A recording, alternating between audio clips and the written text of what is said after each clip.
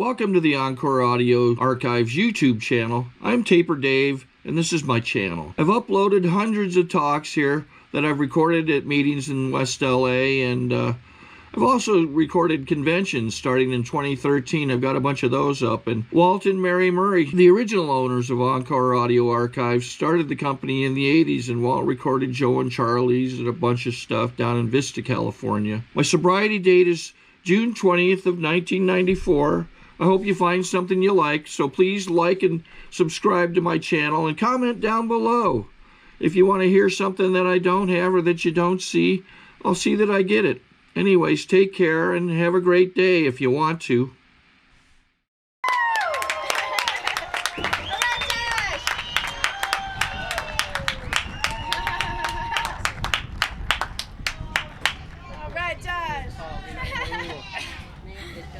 Hey, I'm Josh. I'm an alcoholic. Hey, Josh. Hello. Cool. It's really an honor to be here, and hopefully this is okay with you guys. If we could take a moment for our friend Harley, who couldn't be here today. He took his own life a few days ago after 6 years sober, and if we could just take a moment and remember him.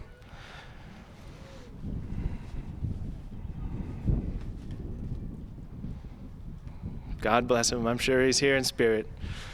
So, as for me, I had a really, really happy childhood. I grew up on a really big piece of land with a bunch of wild fruit growing everywhere, so you could just run around outside and eat stuff. And my parents were really loving, and I had just about anything I wanted, and it was a really great childhood. I look back really fondly on that. The only weird thing about it was I was uncomfortable around people. Like when I started going to school, I was a little nervous going to school. Sometimes I would pretend to be sick just because I didn't want to have to be around other people. They kind of scared me. Other than that, my childhood was absolutely wonderful.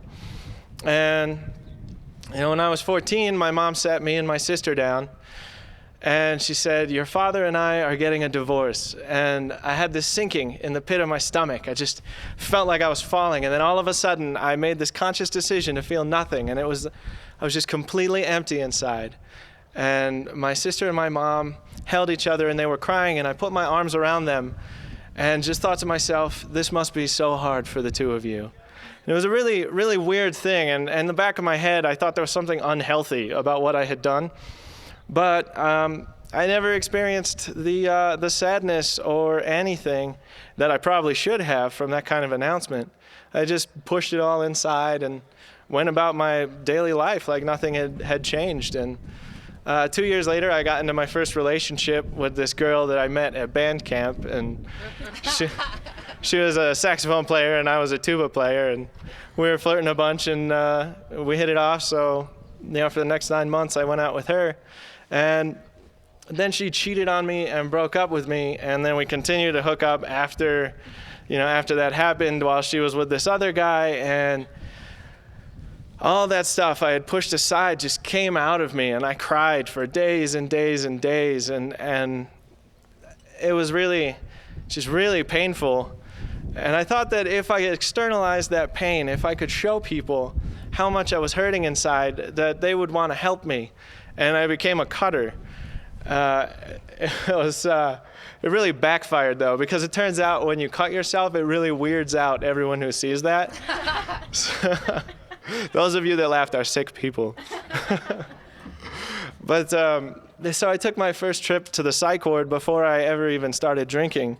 It was really eye-opening. When I got to the psych ward, there were kids that were younger than me that had grown up in the ghetto, and they were surrounded by drugs and prostitution with no parents around. And they talked really cool. They were really street savvy, and I liked that. I met a guy in there who he was a couple years older than me, and for some reason I looked up to him because he was crazy like me, but he also was older and had taken drugs. And he was going to the Cocaine Anonymous meetings that they had there. And I think about it now, and that was my first exposure to any kind of 12-step recovery, was my first trip to the psych ward. This one guy I kind of looked up to was doing these meetings, but that didn't register for several more years. I came back from the psych ward, and for the next 3 months, I spoke as though I was from the ghetto and Latino. Which I don't know why I do that, but throughout my life, I've picked up very bizarre accents and then spoke exclusively with those accents for long periods of time. And I was talking about all that mad, fat, blazing action, yo, and, I talk like that, and I'm, some white kid from suburbia, so I was really out of context. But, time moves on, and that summer between my sophomore and junior year of high school, the idea first entered my mind, and it had never crossed my mind until this one day. I thought, I wonder what it's like to be drunk. So I had the house to myself. My parents had a robust liquor cabinet, and I got out a bottle of vodka and an 18-ounce punch glass, or a 16-ounce punch glass, and I filled it halfway with vodka and halfway with fruit punch, and I just chugged it. And I was like, it wasn't that bad. I had seen Westerns where you see the cowboys and they're drinking the whiskey, and it's like, they got to really choke it down. And it was some really gross-tasting fruit punch, but it wasn't that bad. And so I filled it 2/3 with vodka and a third fruit punch, and I slammed that. And then I had that experience where I was like, So, now I know I've done it right. And I proceeded to get extremely drunk. It was awesome. I felt completely numb, like my toes, my fingertips, my face, everything was numb. I was kind of like really dizzy and wobbling around when I walked, which was hilarious. And most importantly, the thing that kept me coming back time and time again was that the pressure of the world around me, all those feelings of I'm not good enough, or I'm doing it wrong, or I don't fit in, or I don't understand, and everyone else seems to know what's going on. All that disappeared, and I was free. I was free, and I felt light. I could walk on my toes, and I wasn't burdened by all of the thoughts that were constantly racing through my mind. And I just laughed and laughed and laughed, and I was wandering around, and eventually my mom came home and, finds her son just plastered. What was that? I was 16, I guess? I was 16 at the time, and,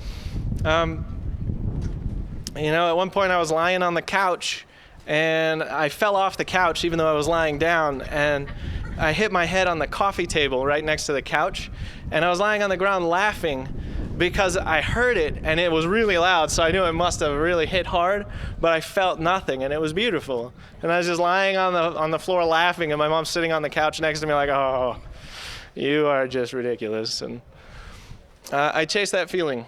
I chased that every chance I could, which got more and more frequent. In a matter of months, I was drinking almost every night. And, I always drank the same way. I would just chug liquor. I stopped mixing it with stuff right away and started just chugging hard liquor, which turns out is really bad. Let's see, I think it was about 5 months into my drinking, I had what I call my worst blackout. One of my buddies had taken a bottle of liquor from his parents' liquor cabinet and brought it over to my house, and there was 4 of us, and we had these 9-ounce Dixie cups. And I remember filling up my Dixie cup, so it was about 8 ounces, and I remember just slamming it. And I remember filling up my buddy's girlfriend's Dixie cup about halfway. And then I remember pouring mine again. I filled it up, and then I was in a blackout. And the next thing I remember, I'm on my side on the tile floor in the bathroom at my dad's house, sliding around like, oh my God, it's so slippery in here. And I just had that little glimpse of memory, and then I was back in my blackout again. And I come out of my blackout, and I'm curled up in a ball on my side I had like a bunk bed, but there was no bottom bed. There was like a desk there. And I was curled up under that, and all my friends were around me in a half circle, and my dad was right in the middle. And they're all looking down at me, and I'm screaming, I hate you, just let me die. Let me die, I hate you. And that's how I came out of that blackout. And all the parents of my friends came to pick them up, and they all left, and I ran out in a t-shirt into the snow and ran outside like hopefully I'll freeze to death if I run away. And then I got really cold, and I came back inside, and hardcore. Not really, but it turns out that I had vomited all over the bathroom floor and was then sliding in it. My friend told me later, and he came. So he came in, and I was like, dude, you gotta help me clean this up, man. He said, for how drunk you were, you did a really good job cleaning it up. So I really held on to that. Like, I'm good at drinking because, you know, I can clean up my puke well while wasted. So, yeah, if anybody relates to that, you're probably in the right place. You know, I had a bunch of random experiences. Another example of just being alcoholic and drinking like an alcoholic. My dad built a sailboat when I was really little, and every year my whole family would live on the boat for 2 weeks, and we'd sail up and down the coast of New England. And when I was 18, it was just me and my dad, and he said, you can have 1 beer a day. And I immediately replied, can I save up? Because 1 beer is like waterboarding, you know, it's like torture. Why would you drink a single beer? There can be there's absolutely no reason to do that. And I managed to talk, he said, you can have 2 beers a day. And I just kind of, whatever, it's not worth it. And eventually I saved up enough, and I had like 5 or 6 beers one time and got nice and buzzed, and it was cool. And, you know, it was really, I was starting to become that person I always thought was a big loser when I was little. You know, I slowly, without noticing it, became like this drunk, mindless person. I started smoking pot because all that blacking out and vomiting was really taking its toll on me physically. So I found that pot would give me that same release from all that pressure and all that worry and all that concern, but I didn't black out. Pot has a much more insidious blackout, which is permanent short-term memory loss. And I got to experience that for the last year of my drinking and using, and probably the first 6 months of my sobriety. But you know what other really fun drinking experiences did I have? Oh, I guess there was, I tried to control and enjoy my drinking, which the big book tells us we cannot do as alcoholics. I've been smoking pot every day for about a year and a half, and my mind was really hazy. And I wanted to have a clear thought. I wanted to gain some clarity. So I said, okay, you know what, you just go a week without smoking pot. Now, I was drinking and I was taking LSD, but I was not going to smoke pot for a week. And, you know, let my head clear out, you know. And I made it through, I think it was a Saturday. I made it through Sunday and Monday. And Tuesday morning I woke up and I was lying in bed. Like, okay, I'm going to get up and go take a shower. And this little voice in the back of my head says, hey, man, wouldn't it be fun to shower stoned? And I'm like, well, yeah, but I'm just going to let my head clear out for a little bit. You know, it's like, dude, you got this really nice hand-blown double chamber glass bong right next to your bed, big bag of kind bud. Wouldn't it be fun to shower stoned? And I was like, no. I'm just going to let my head clear out. I'll get super, super high at the end of a week. It's going to be awesome. And I went back and forth with this little voice, and the next thing I know, I'm showering stoned. And a little red flag went off in the back of my mind. Hey, man, you can't stop. I quit smoking cigarettes cold turkey a couple of times. The first time for like 3 months, I was like, that was no big deal, so I started smoking again. And the second time, I realized you can't start smoking again if you're going to quit. And you know, I was able to quit that and just never smoke again. And I haven't had a cigarette since that second time. But, you know, I knew how to quit stuff. And I tried all the same mental tactics with pot, and it didn't work. So I knew something was different.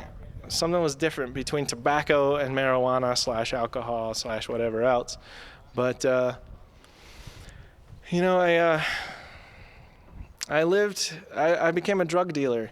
And I was getting yelled at by the people I sold drugs to because I couldn't remember their names. And, you know, if you've ever sold drugs to someone who's mad at you for selling them drugs, like, you might have a problem. And, you know, my life was just becoming really lame. I helped a friend put a couch in a fireplace at his request, and I had no thought of what might happen as a result of doing that. There was a fire in the fireplace, and when we put the couch in, it immediately caught on fire, and then it started burning the whole fireplace and that wall, and almost burned down the building, which was the fraternity I later joined. And I had to go to court for that, and you know, that was like the third time I had ever had a hangover was when I had to appear in court that morning. And I actually got home from court, and that was the only time I ever threw up from a hangover. I got home from court, ran to my dorm room, and just vomited like, whoa. So I looked really good in front of the judge, you know. I had no sense of priorities or danger or anything. All I knew was that I needed that escape in order to live, in order to carry on my life. And I sought it all the time, regardless of what the consequences were around me. I ended up getting ordered to an alcohol evaluation weekend thing. And that ended with the woman at the alcohol evaluation yelling in my face that I'm an alcoholic. And she didn't know at all about all the drugs I was doing. She only knew about the alcohol I was drinking. And she's like, "You're an alcoholic." And in my head, I'm just like, "You don't even know half the story. How could you possibly judge me? I mean, you don't even know how bad it really is. So you don't know."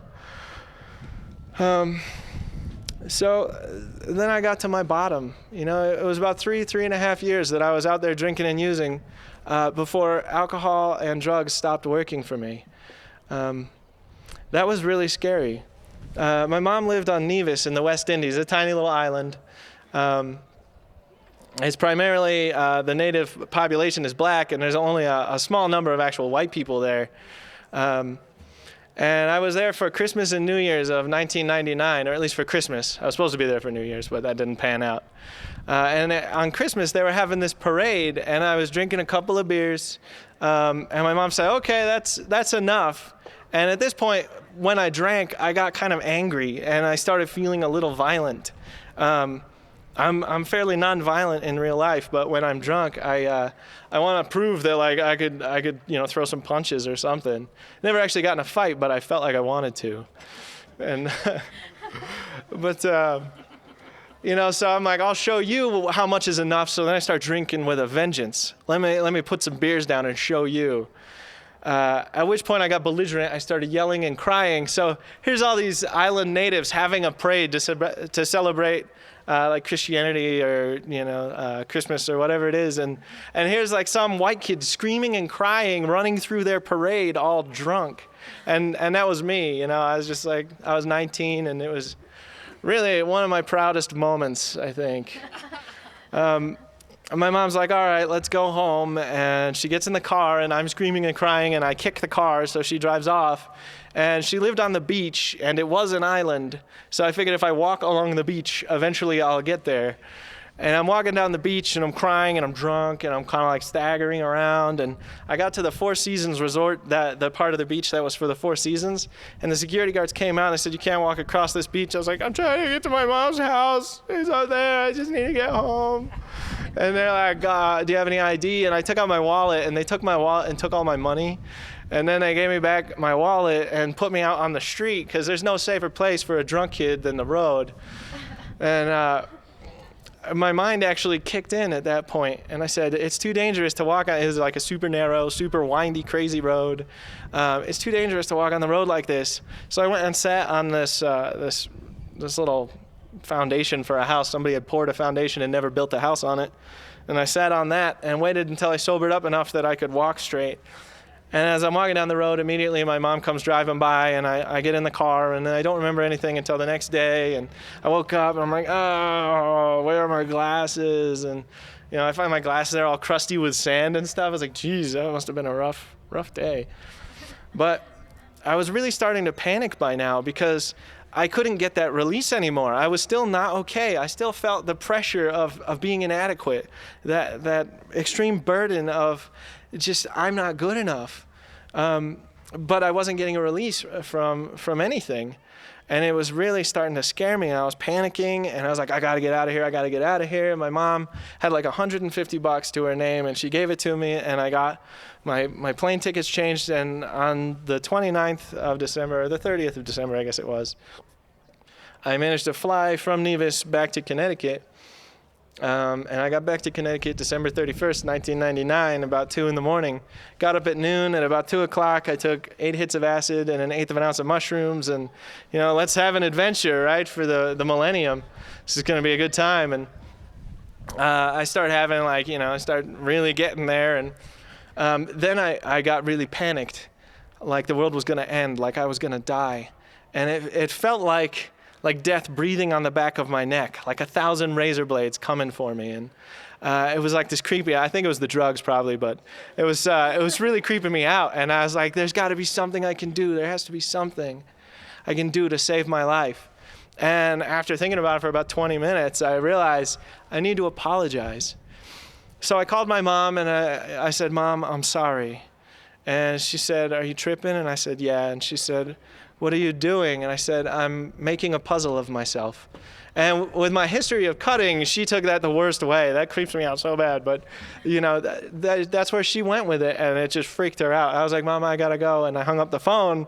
Then she immediately goes into a panic. And her best friend from the town next door, she called her and said, can you go check on my son? I think he might be in real trouble. And when that didn't happen fast enough, she called the police in my hometown and said, I need you to go check on my son. He's on drugs, and I think he might be in danger.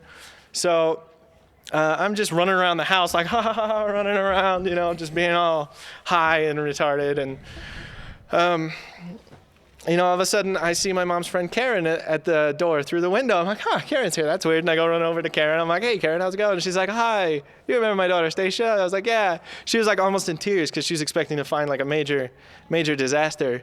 But I was just, you know, just crazy. I wasn't like actually mutilated in any way. So that was good for her. And she was like, oh, thank God. And then I saw headlights in the driveway, and I didn't know where my dad was at this time. I was at his house, but he wasn't. And I saw headlights in the driveway. I was like, hey, maybe that's my dad. And I run over to the side of my porch, and I look around the corner of the house, and it's not my dad, it's the cops. And he shines his flashlight in my face. He says, are you Josh?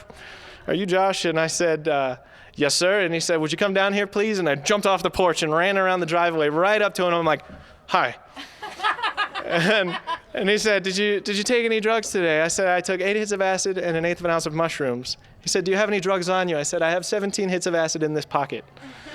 And he put on a glove. He said, do you have any weapons or anything that might injure me? I said, no, sir. And he went into my pocket, and he's pulling stuff out, but no drugs. And I was like, that's funny. I'm pretty sure they were in there. So he starts going through the rest of my pockets, and he's pulling out all this really essential stuff that any survivalist would carry with them. I had like rainbow-colored plastic slinkies, bouncy balls of all shapes and sizes, the little bubbles they give out at weddings. I had all this stuff in my pockets I carried on a consistent basis in case you needed them for something. And so he's forming this pile of very random things next to me as he's pulling all the stuff out of my pockets. And, you know, no acid, surprisingly. So he gives me the choice. You can either ride with me to the station and I'll arrest you, or you can ride in the ambulance to the hospital. So, you know, I said, to the hospital. And so they strapped me to it. Yeah, you know, I'm really cool, it turns out. But so they strapped me to the gurney, and I'm just, you know, really, really high and making an idiot of myself the whole time. And I ride to the hospital, and they roll me in there, and I'm so full of myself and so high that as they roll me in, I'm strapped down to the gurney, and I'm thinking in my head, behold the face of God, as they roll me in, you know. And just that's where my ego had gotten to by then. I was so detached from reality. And they gave me an IV, and I was just lying in this hospital bed, high as a kite, and frustrated that I couldn't be running around having a good trip.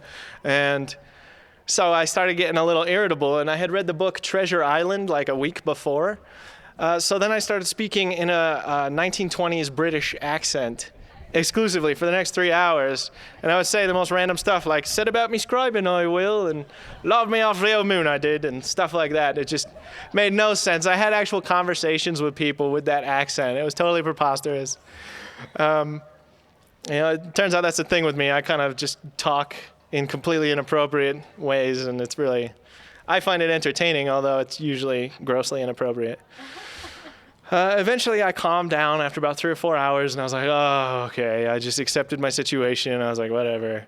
And they're like, okay, it seems like you've calmed down enough. We're going to admit you into the psych ward, which seemed totally appropriate. And so they put me in a wheelchair. I'm perfectly capable of walking, but they insisted on wheeling me around the hospital. And so I'm sitting in the wheelchair, and they're like wheeling me around, and I'm just sitting there like, okay, I'm just wheeling around here. And they wheeled me through, and they put me in the elevator and wheeled me up and wheeled me into the psych ward. I get to the psych ward, they're like, here you go. I got up and stepped out, and it seemed kind of unnecessary to wheel me there, but Sorry to interrupt your viewing. Taper Dave here. Just wanted to take a second to ask you to like and subscribe to my channel. Let me know if you like what you're listening. I've got some very good talks here, and this one's a great one. Just curious, do you think this is better than Zoom? Tell me what you think. Then they said, well, it's almost midnight. We'll let you watch the ball drop. This was the big millennium thing, and all the other patients have gone to bed, but there's a bunch of veggie platters in the lounge here. So the lights were off in the lounge. There's just this one TV in the corner. It was really dark. There's a bunch of tables and chairs. There's a little window behind me in the kitchen, or the door to the kitchen, that light was shining through onto the veggie platters. And I stood there in front of the veggie platters, just kind of snacking and watching what was happening in Times Square in New York. And the ball goes down. I'm completely alone in the dark lounge of the psych ward with a carrot stick in my hand saying, Happy New Year. And it soaked in right at that moment. It hit me. You are here because of drugs and alcohol. You are here because you live constantly in a state of escaping from who you are. And I didn't want that anymore. When I was little, when I was eating all that food that was just growing wild on the property I grew up on, I wanted to be someone really great. I wanted to be somebody who was doing stuff that was worthwhile, who was living a life that I could look at and say, I've done a good job so far.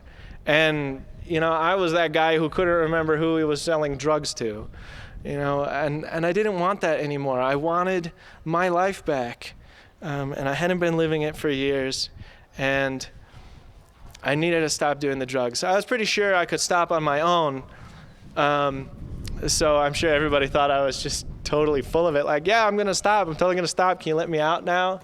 But I sincerely wanted to stop, and they put me on an extremely potent antipsychosis medication, which really sucked. It made me kind of dizzy, and I couldn't have any clear thoughts. And I really, really looked forward to eating, but I had no appetite. It was a very interesting medication. And I soon discovered I had 17 hits of acid in my pocket in the psych ward, which was funny. But I gave that to my parents, and they flushed it. And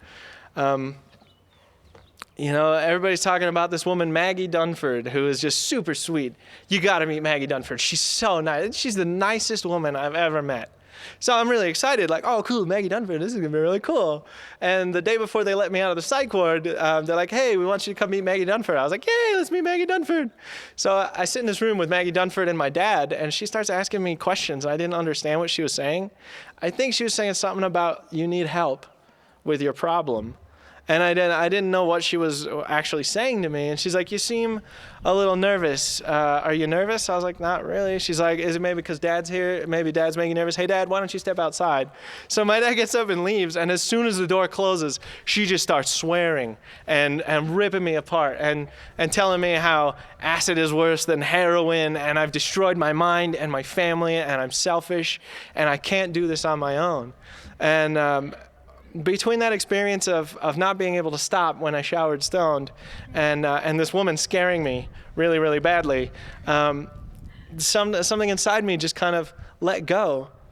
And I said, okay, I'll go to outpatient. She was trying to talk me into going to outpatient treatment, not to just leave the hospital and go on my merry way, but to continue to get help for my drug problems, my alcoholism. And I said, okay, I'll do that. And I went to outpatient. They said, you should do 3 AA meetings a week in addition to coming to this one outpatient thing a week and seeing a therapist once a week. And I went to my first AA meeting. It was like a men's meeting. It was 2 miles from my house. It was in this church. They had U-shaped tables. And I sat down. The room was full. There was probably 35 or 40 guys there. And everybody was sharing, and I was like, oh my God, these people know what it feels like to not be okay until you're high. They know what it feels like to not fit in, but once you get that sweet escape, you're okay again. I just immediately, I understood what they were saying, and it was like I was hearing them talk about me. And I was hooked from the first day. I remember this one guy, Dick, said, I'm not going to let someone else decide when I take a drink. And I totally related to that. I was drinking reactively, like, you hurt my feelings, I'm going to go drink. you know, and I didn't get what I wanted, so I'm going to go drink, and then it'll be okay. And, you know, that's what he was sharing about. And everybody who shared, they were just talking about being alcoholic, and that I'm not okay unless I have something in my life that helps me be okay. And then they were talking about AA and how that's replaced alcohol, and how they get to live the lives they want and be the people they want to be, and make progress with themselves. And I was just like, all right, sign me up. This is cool. And I got a sponsor that night. I was 19. He was like the next youngest guy. He was like 30. And I was like, cool, this guy's like sort of young. And turns out he hadn't actually worked the steps, so that didn't work out very well. At about 6 months sober, he relapsed, and I got a sponsor who had done the steps, which was cool.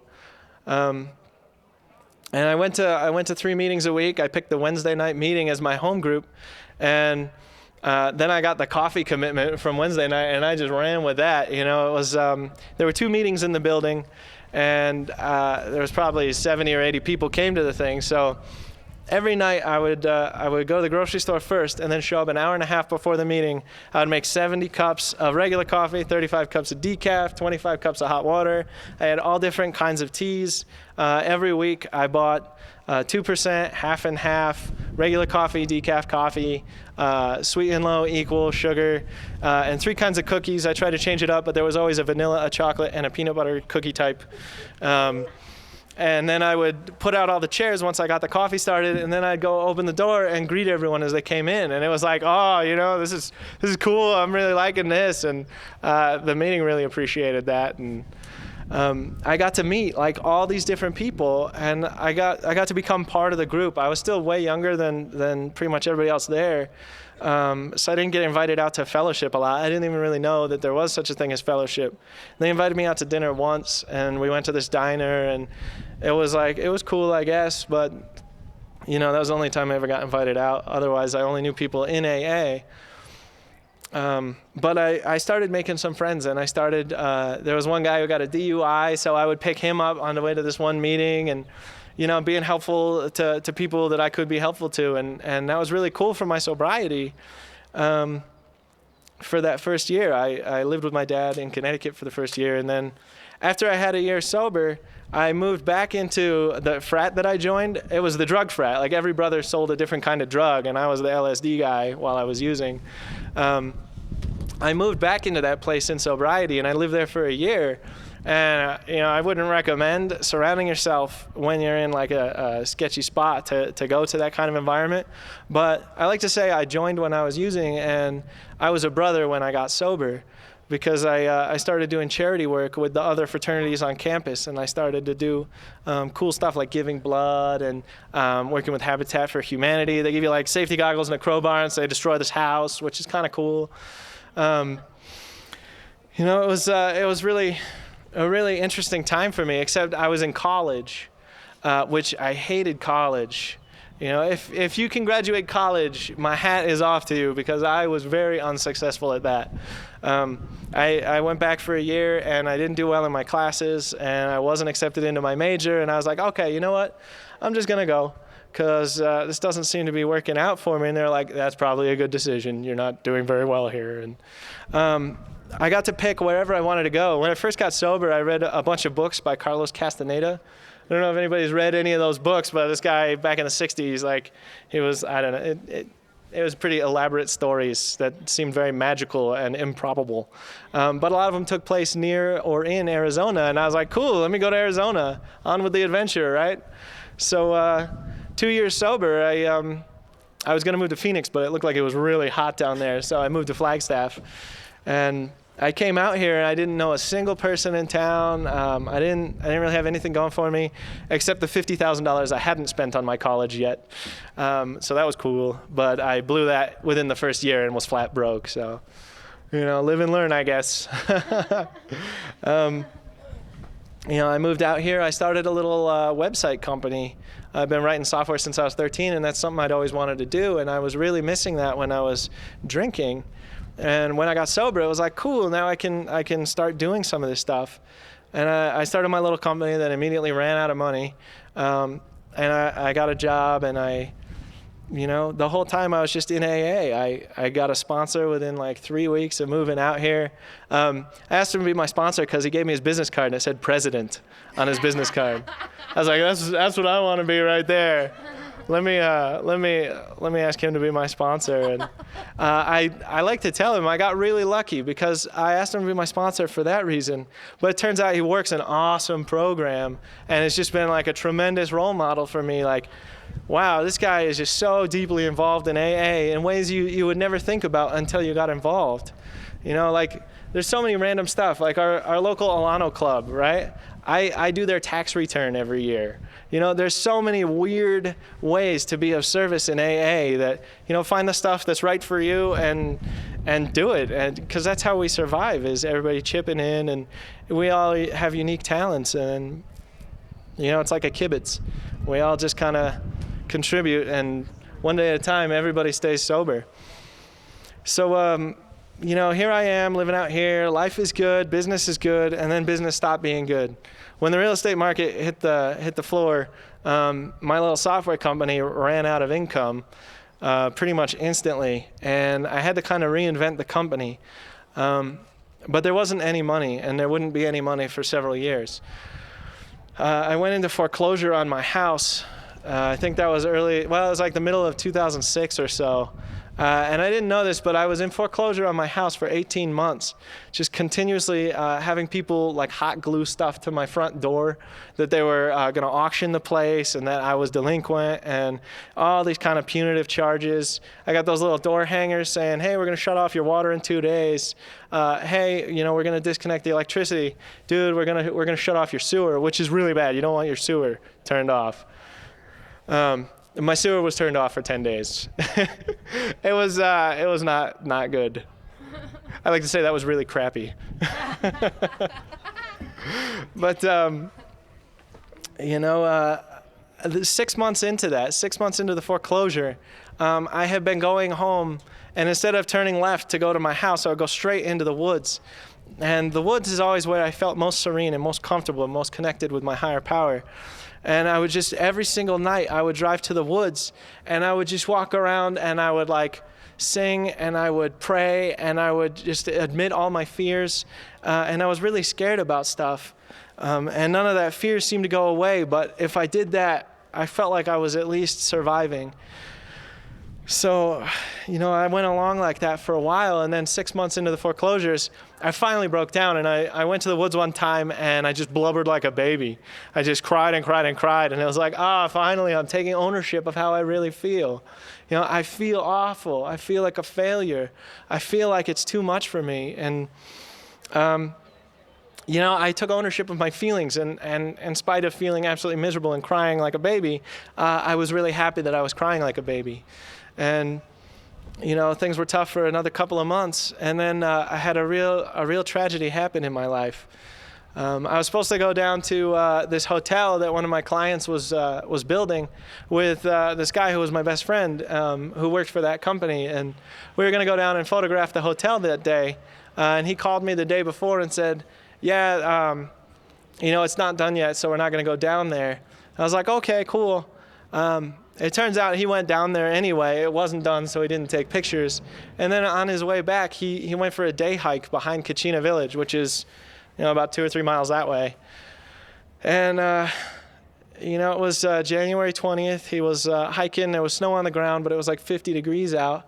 And he was walking along this river. He was walking on the ice. And when he started walking back, he fell through the ice.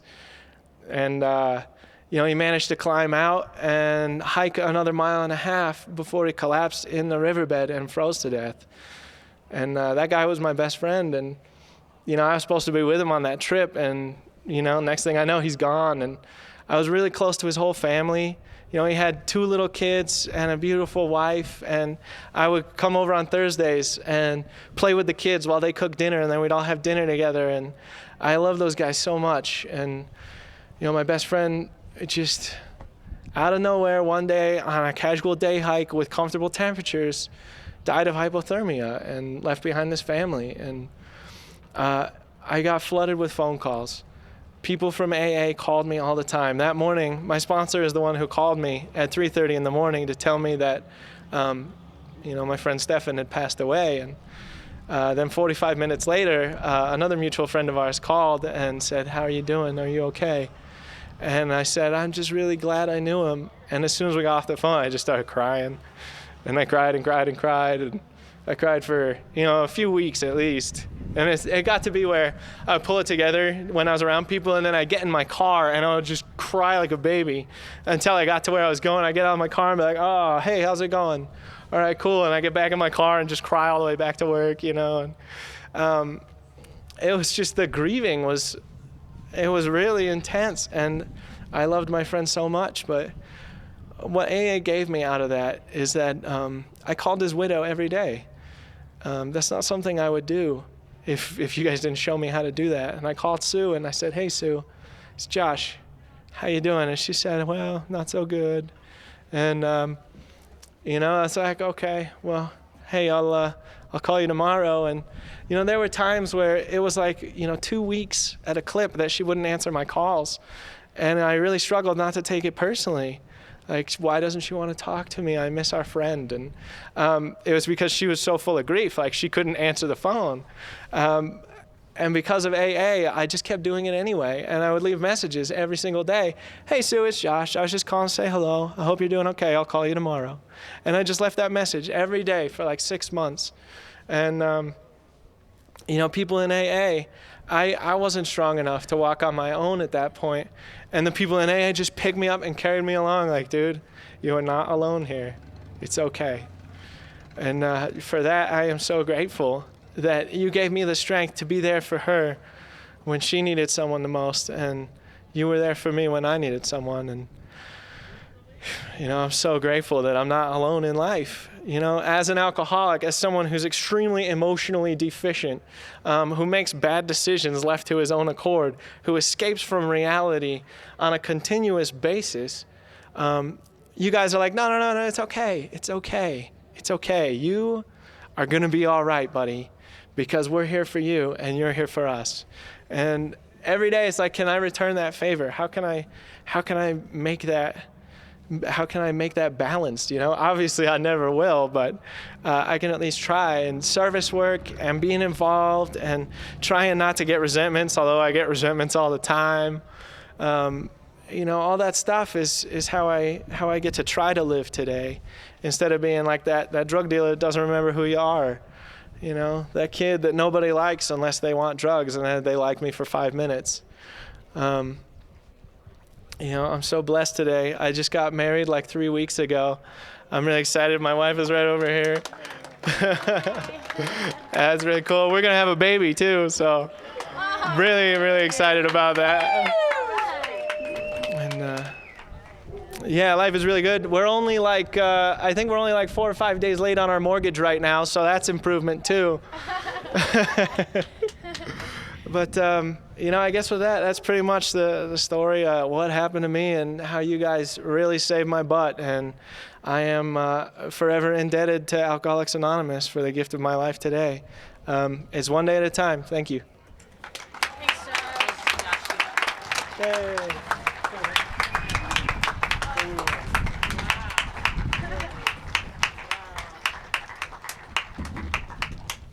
I think we got a great talk going on here. Thanks for watching the channel. Taper Dave here.